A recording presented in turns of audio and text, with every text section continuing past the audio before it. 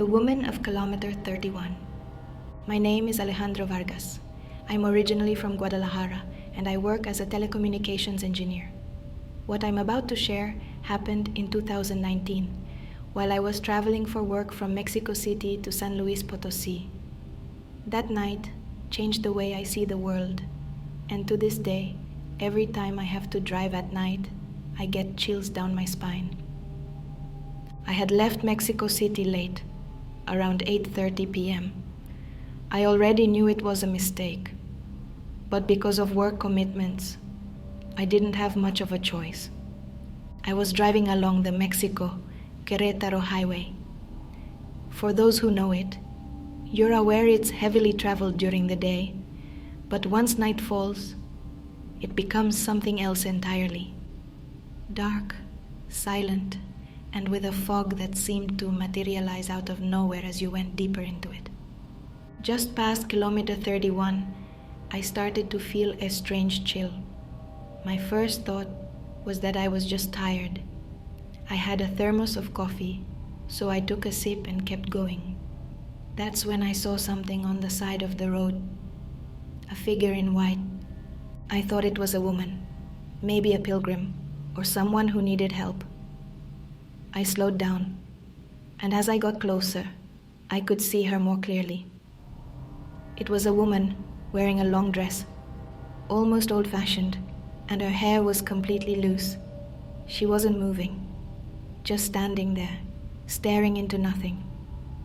I stopped a few meters away, turned on my hazard lights, and got out.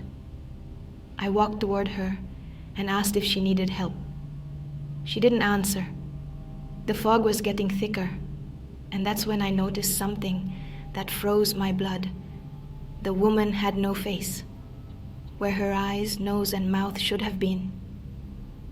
There was nothing, just smooth, pale skin like wax.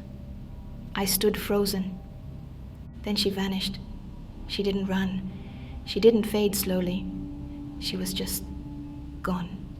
And the worst part, when I turned back to my car, the headlights were off. The engine was dead, and the driver's door was wide open. I had closed it. I know I had. I even heard the click when I pushed it shut.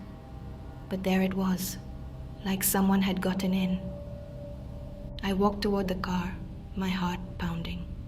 I checked the seats, the trunk, underneath. Nothing. I jumped in, started the engine, and sped off. That's when the stereo turned on by itself and started playing a song I did not have in any playlist, an old recording of a woman's voice, singing some kind of lullaby in a language I couldn't identify. It wasn't Spanish, it wasn't English. Something ancient. I turned off the stereo, but it turned back on. I shut it off again, then disconnected it completely. I kept driving, trembling. I didn't want to look in the mirrors. I had this irrational fear that I'd see something behind me. About 3 kilometers ahead, something crossed the road. I slammed on the brakes. It was the same woman, but this time she was closer, right in front of me. I could see her clearly through the windshield. And then she smiled. She had no mouth, but she smiled. How can I explain it? The skin somehow curved in an unnatural way. It was as if my mind interpreted that she was smiling, even though physically she wasn't. The car shut off on its own. I tried to restart it. Nothing. Everything was silent. The only sound was my own breathing, fast and shallow. I closed my eyes. All I could do was pray. I'm not particularly religious, but in that moment, all that came out of my mouth were prayers I didn't even know I remembered. When I opened my eyes, she was gone. The car started again, without me touching anything. The lights came back on. I just wanted to get out of there.